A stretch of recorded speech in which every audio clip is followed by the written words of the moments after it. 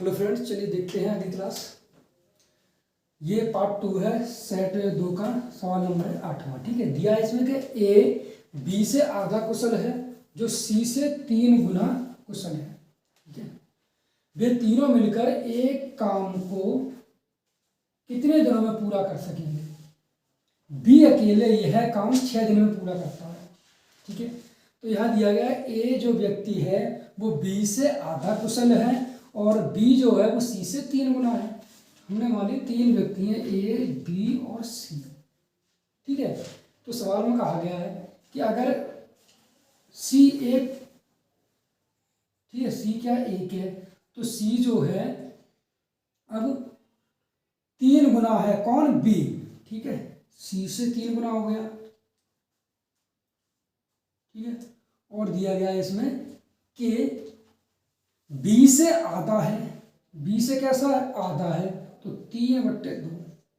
ठीक, अब इसका रेशियो निकालेंगे हम तो क्या होगा? 2 का मल्टीप्लाई हो जाएगा इसमें, 2 3 और 3 दूनी 6 और ये 2। ठीक है, अनुपात में निकल आया। ये क्या, इनकी कार्य क्षमता का अनुपात है, इफिशियंसी का अनुपात निकल के आया है। और इसमें कहा गया सवाल में कि बी अकेले यह काम 6 दिनों में करता है। तो बी कितने दिन में कर रहा है? 6 दिन में। ठीक, तो 6 गुणे 6, तो टोटल यहाँ से वर्ग कितना निकला? टोटल वर्ग निकला 36। पूछा यह गया है कि तीनों मिलकर उस काम को कितने दिनों में पूरा कर सकेंगे। तो तीनों की कार्य क्षमता कितनी है?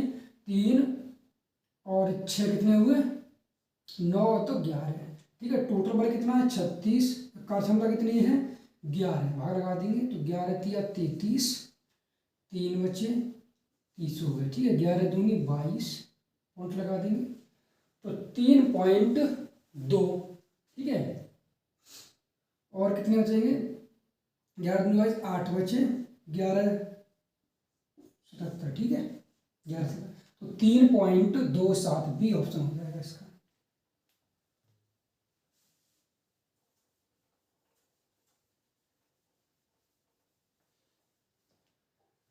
अगला सवाल दिया है कि एक्स ने 8 किलोमीटर प्रति घंटे, एक्स ने 8 घंटे में 75 किलोमीटर की दूरी तय की।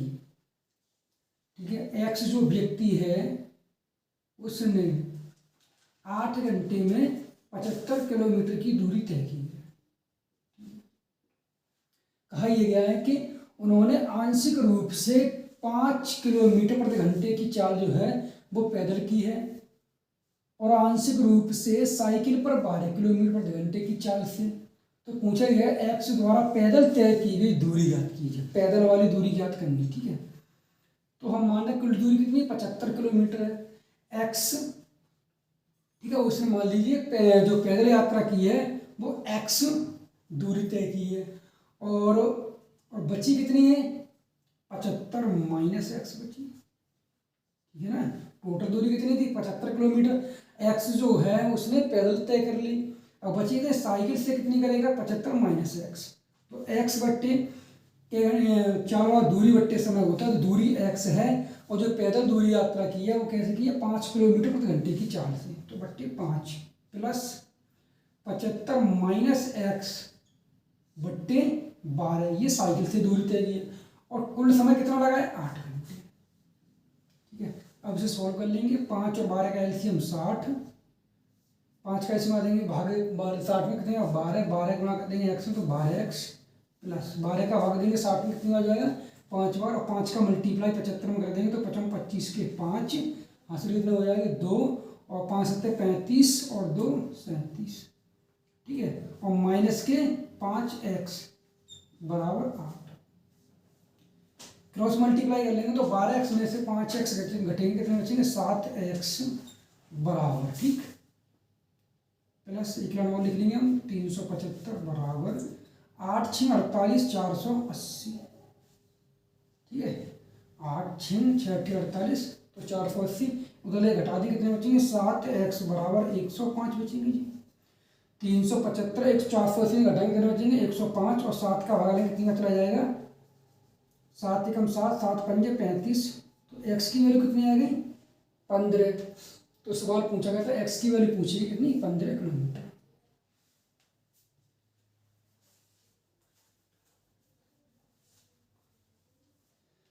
अगला सवाल दिया है कि 10 सेंटीमीटर त्रिज्या वाला एक गोला पिघलाया जाता है। जो गोला है उस कितनी त्रिज्या वाला गोला है? 10 सेंटीमीटर त्रिज्या वाला गोला पिघलाया जाता है और 10 सेंटीमीटर ऊंचाई वाला शंकु बनाया जाता है। गोला था, ठीक है, उसे पिघलाकर शंकु बनाया जाता है। तो शंकु का व्यास ज्ञात कीजिए। ये गोला था और इसे एक शंकु के रूप में बनाया गया, ठीक है। तो इसका आयतन कैसा रहेगा? बराबर रहेगा, ठीक है।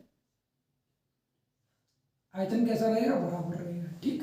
और अब इसमें कहा गया है कि 10 सेंटीमीटर त्रिज्या वाला गोला है। तो 10 सेंटीमीटर त्रिज्या, आर की वैल्यू यहाँ कितनी है? 10 सेंटीमीटर है। और शंकु की जो ऊंचाई है वो कितनी है?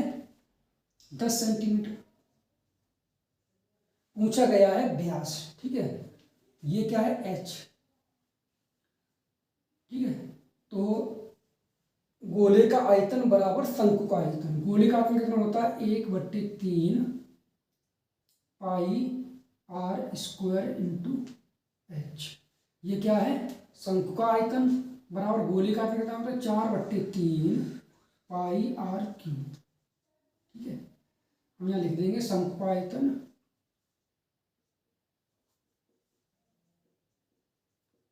बराबर गोले का आयतन,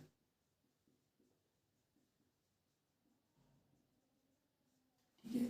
अब यहाँ ये आर से आर कटनी नहीं है, यहाँ हम 1 मान लें, ठीक है। यहाँ 2 मान लें। अब यहाँ से हम क्या करेंगे कि वैल्यू रख देंगे। आर की जो है, गोले की जो है वो कितनी है? 10 सेंटीमीटर। तो यहाँ रखेंगे 4/3 पाई गुणा 10 गुणे 10 गुणे 10, ठीक है, बराबर। यहाँ आर की वैल्यू निकालनी है। एच की वैल्यू कितनी है? 10 दी है। 1/3 पाई इंटू आर स्क्वायर 1 और एच की वैल्यू कितनी है? 10। अब इसे सॉल्व कर लेंगे, ठीक। तो 1 10 से 1 10 कट जाएगा, 3 से 3 कटेंगे, पाई से पाई खत्म। और ये कितना बचेगा? अब आर स्क्वायर बराबर 4 गुणे 10 गुणे 10 कितने को? 400। तो आर की वैल्यू यहाँ से कितनी निकलेगी? अंडर रूट हो जाएगा 400 का, तो कितना होगा ये? 20। पूछा क्या है कि शंकु का व्यास, तो व्यास कितना होता है? डी बराबर 2r। आर की वैल्यू कितनी निकली? 20। तो 20 गुणे 2 बराबर 40, ठीक है, सेंटीमीटर। इस सवाल का आंसर हो जाएगा 40 सेंटीमीटर।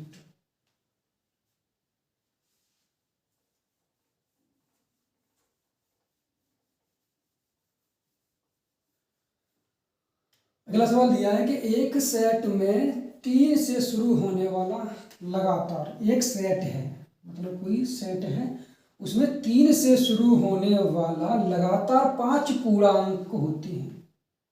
लगातार कितने पूर्णांक? 5 पूर्णांक होते हैं। यदि सेट में से सबसे बड़ा पूर्णांक हटा दिया जाए, जो सेट था उसमें से सबसे बड़ा पूर्णांक हटा दिया जाए, तो उस सेट के औसत में कितने प्रतिशत की कमी होती है, ठीक है। तो 3 से शुरुआत हो रही है एक सेट में। मान लीजिए 3 + 4 + 5 + 6 + 7, ये 7 है। एक सेट बन गया ये। इस सेट में 3 से शुरू होने वाले लगातार पूर्णांक कितने? 5 है। 1 2 3 4 5 हो गए। अब इनका औसत, कितनी संख्या है? 5 संख्या है। 5 का औसत कितना होगा? तो 3 और 4 7, 7 दूनी 14, 14 और 6 कितने? 20 और 5 25 बट्टे 5। 5 का भागा कितने हो जाएगा? 5 बार, ठीक है। अब आगे कहा गया है कि सबसे बड़ा पूर्णांक हटा दिया जाए उस सेट में। तो यदि सेट में सबसे बड़ा पूर्णांक हटा दिया जाए, ये 7 सबसे बड़ा पूर्णांक है, इसे हटा दिया जाए। 3 + 4 + 5 + 6 बट्टे 4, ठीक है। अब कितना होगा ये? 21 बट्टे, ऐड कर लेंगे तो कितना हो जाएगा ये?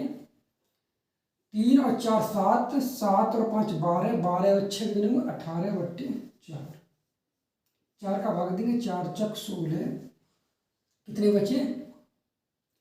4 का भाग देंगे, 4 चक 16 और 2 बच गए, 4 पंजे 20, पॉइंट लगाए 20, ठीक है। अब 5 से कितना हुआ? 4.5। पहले औसत कितना था? 5, अब कितना औसत हो गया? 4.5। पूछा यह गया है कि औसत में कितने प्रतिशत की कमी होती है, प्रतिशत की कमी। इस पॉइंट को यहाँ हटाएंगे तो 0 आ जाएगा, सॉल्व कर लेंगे, ठीक है। तो 5 धाई 50 और 5 नीम 45, ठीक है। अब ऐसे सॉल्व करेंगे, यहाँ कितनी कमी है, 1 की कमी, कितने पर है, 10 पे, तो 100 पे कितनी हो जाएगी, यहाँ काट देंगे 10%। तो इस सवाल का आंसर कितना हो जाएगा, 10%, डी ऑप्शन, ठीक है।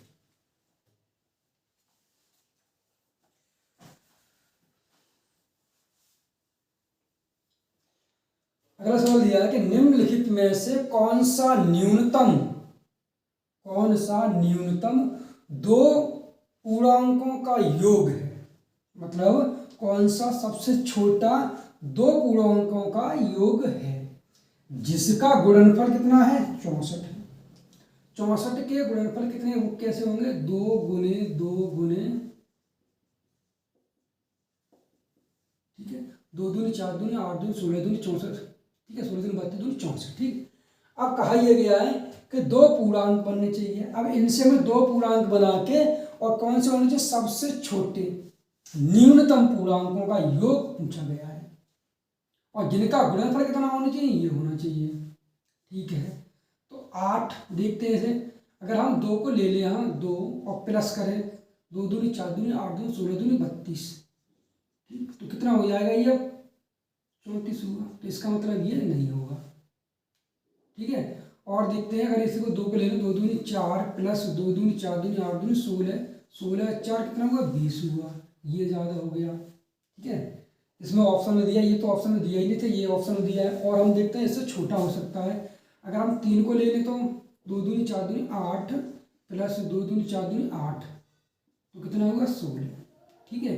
अगर हम इसको ले लेंगे तो वही रिपीट हो जाएगा, तो इसका आंसर कौन सा आएगा, 16, सबसे न्यूनतम है ये, ठीक है। तो कौन सा आंसर होगा, ए ऑप्शन। 12 बनेगा नहीं, 8 बनेगा नहीं, ठीक है। तो इसका ऑप्शन कौन सा हो जाएगा, 16, सबसे छोटा पूछा गया है। अगला सवाल दिया है, वह छोटी से छोटी संख्या ज्ञात करें जिसके द्वारा 1200 को एक पूर्ण वर्ग बनाने के लिए गुणा किया जाना चाहिए, ठीक है। 1200 एक संख्या है, इसे पूर्ण वर्ग बनाना है, तो इसमें कितने का हम गुणा करें कि ये पूर्ण वर्ग बन जाए, कितने हैं, ये 1200 है, ठीक है।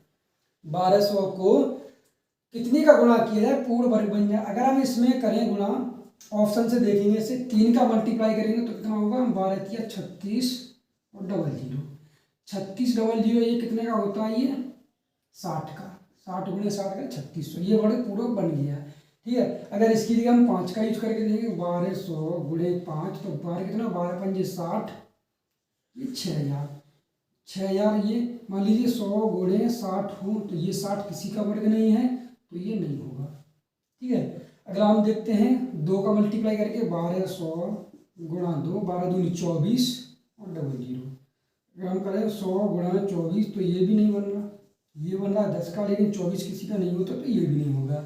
4 का करके देखेंगे, इसमें 1200 गुणे 4, तो 12 चौको 48 और 20, ठीक है। अगर 48 गुणा 100 करके देखें तो ये बनना है 10 का, लेकिन ये नहीं बनना, तो इसका ऑप्शन कौन सा हो जाएगा, 3, ठीक है, ए ऑप्शन।